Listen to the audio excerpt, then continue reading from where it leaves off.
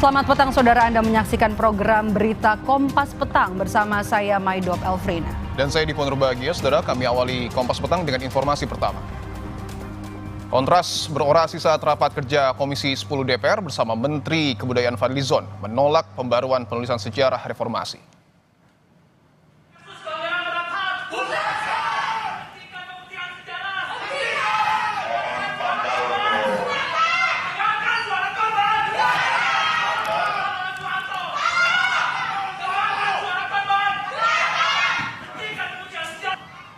Orasi ini dilakukan Lembaga Swadaya Masyarakat Kontras di atas balkon ruang rapat Komisi 10 DPR. Kontras membentangkan spanduk yang meminta pengusutan pelanggaran HAM 1998 dan menolak pemberian gelar pahlawan untuk Presiden Soeharto. Orasi ini dilakukan saat Menteri Kebudayaan Fadlizon sedang rapat kerja bersama Komisi 10 DPR. Jadi hanya kebutuhan dasar terkait dengan belanja pegawai dan belanja operasional. Hentikan pemutihan sejarah. Dengarkan suara korban. Dengarkan suara korban. Soeharto. Dengarkan suara korban. Kontras menyebut aksi orasi ini dilakukan untuk sebagai bentuk kritik kepada Menteri Kebudayaan Fadlizon yang menyebut tidak ada pemerkosaan massal dalam tragedi kerusuhan 1998. Kontras meminta Fadlizon untuk meminta maaf kepada warga dan menolak penulisan sejarah ulang yang saat ini sedang dikaji oleh Kementerian Kebudayaan. Ya, silakan kembali ke tempat masing-masing. Pantau tolong diamankan. Kami persilakan Pak Menteri untuk lanjutkan. Terima kasih. Pertama tentu terkait dengan anggaran.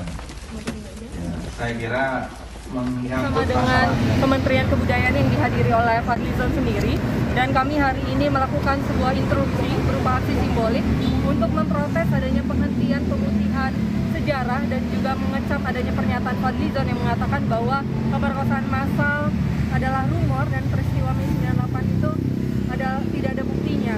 Dan kami hadir untuk mengecam serta memberikan teguran kepada Fadlizon itu sendiri untuk kemudian meminta maaf kepada publik dan juga mengakui kesalahannya, dan lebih parah lagi kita meminta untuk adanya penyelesaian kasus dari pelanggaran berat HAM itu sendiri dan juga penghentian penulisan ulang sejarah, termasuk juga menolak gelar pahlawan Soeharto yang hari ini juga kita ketahui ya bahwa Fadlizon merangkap menjadi Ketua Dewan Gelar Tanda Jasa dan Tanda Kehormatan.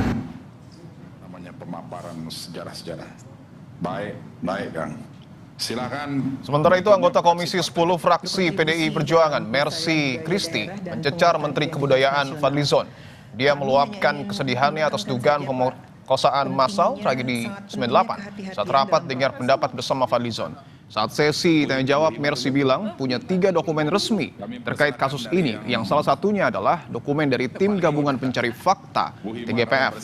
Sementara ungkapan kesedihan Mercy direspon permintaan maaf dari Menteri Kebudayaan Fadlizon. Mendengar kritikan dari para akademisi, tuntutan inklusivitas agar mohon bisa didengarkan dan diberikan ruang untuk bisa sendiri. Kenapa begitu berat menerima ini?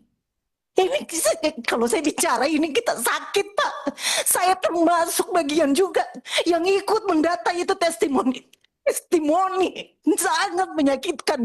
Kita bawa itu testimoni dalam desingan peluru. Aduh, Bapak bicara dari tadi itu saya itu menahan, sangat menahan. Dan bukan cuma kasus kekerasan 98.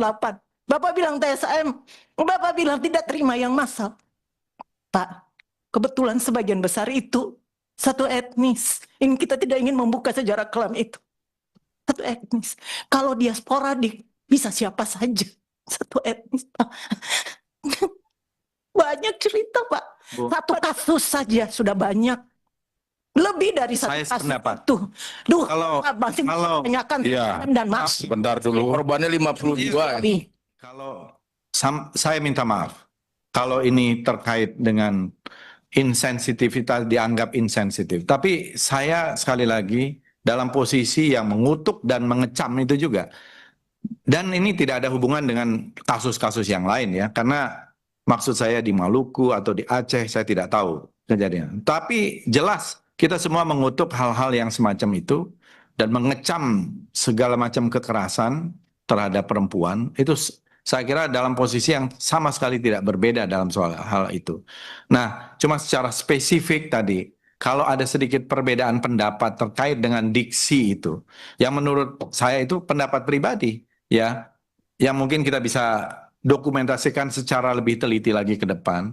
Ini adalah hal-hal yang mungkin bagian dari ya perbedaan-perbedaan data atau pendapat yang perlu kita lebih akurat lagi ke depan untuk mendatanya. Saya kira tidak ada maksud-maksud lain dan tidak ada kepentingan sebenarnya dalam hal ini untuk mereduksi kalau itu sudah menjadi sebuah kenyataan-kenyataan, apalagi ada dukungan dengan hukum. Dan memang orang-orang perpetrator ini, orang-orang pelaku yang semacam itu sampai sekarang pun saya kira harusnya bisa dihukum.